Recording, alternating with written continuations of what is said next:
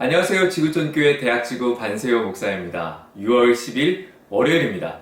히브리서 7장 11절에서 19절의 말씀 같이 함께 묵상하겠습니다.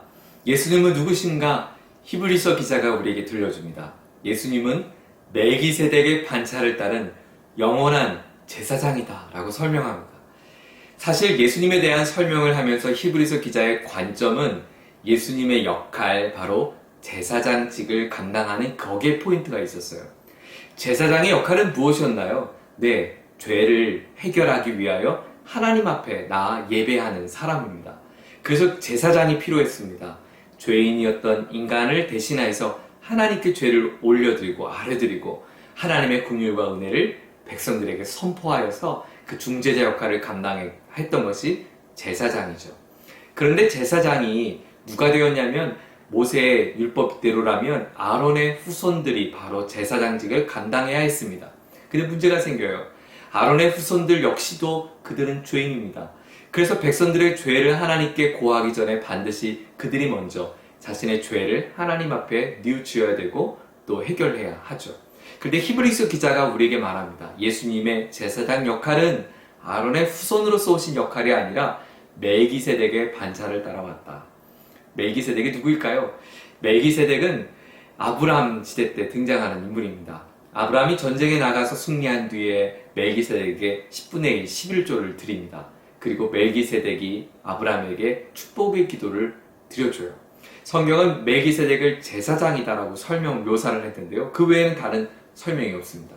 흔적도 없고 또 다른 어떤 자료도 제공하지 않습니다. 멜기세덱이 어떤 출신 배경이었는지 그의 부모가 누군지 성경은 언급하지 않습니다. 그래서 유대 전승에 보면 멜기세덱이 누구일까 많은 사람들이 고민을 했어요. 왜냐하면 아브라함은 모세 이전에 훨씬 이전의 사람이었잖아요. 근데 제사장은 모세 시대 때부터 시작됐던 역할이었는데 어떻게 멜기세덱이 제사장이 될 수 있었을까? 그래서 학자들의 공통된 의견은 하나님께서 특별히 사용하신 존재로 우리에게 해석이 됩니다. 아마도 하나님 당시 아브라함 시대 때 하나님께서 특별하게 사용하셔서 하나님을 예배할 수 있는 어떤 통로로 그를 사용하지 않았을까, 이 정도로 추측을 해봅니다.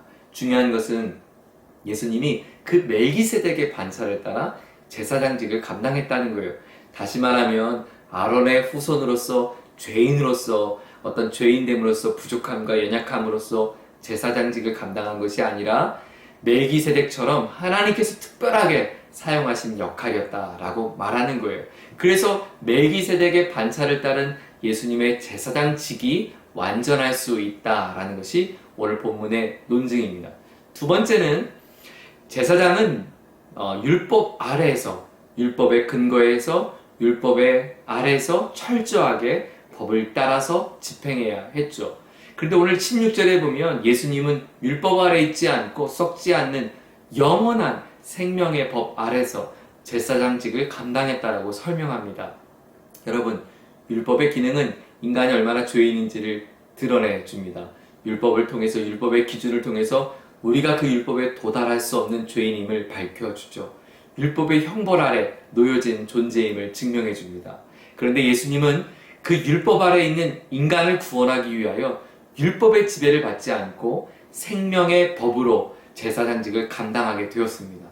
그래서 율법의 법이 인간을 향해서 아무리 죄인이라고 선고해도 생명의 법으로 오신 예수님께서 아니야, 너희들은 이제부터 의인이야 라고 선언하시면 율법의 지배 아래 있지 않고 우리는 율법에서 넘어설 수 있는, 자유할 수 있는 인생이 될 수 있다라고 말씀합니다.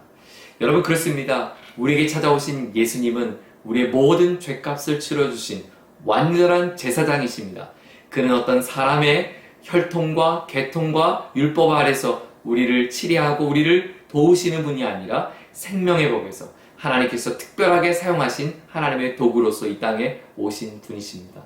그 예수님으로 인해서 우리는 죄 용서함을 받을 수 있게 되었습니다. 생명의 법에서 생명의 법이 우리를 완전히 자유하게 하였습니다. 그 자유의 법이 오늘 저와 여러분의 삶을 다스립니다. 나와 함께 하신 예수님, 그 예수님은 멜기세덱의 반차를 따른 영원한 대제사장이시다. 그 예수님과 함께 오늘 살아가는 것이에요. 여러분, 예수님이 오늘 나와 동행하시기에 어떤 율법의 정죄도 나를 막을 수 없습니다. 우린 다시 한번 예수님의 이름으로 일어설 수 있습니다. 예수님 안에서 다시 자유할 수 있습니다. 예수님 안에서 뉘우치고 회개하고 돌이킬 수 있다면 그 예수님께서 얼마든지 저와 여러분을 새롭게 하실 수 있습니다. 과거의 어떠한 넘어짐에도 예수님 손 붙잡고 예수님과 함께 이 하루를 힘있게 살아갈 수 있기를 예수님의 이름으로 축복합니다.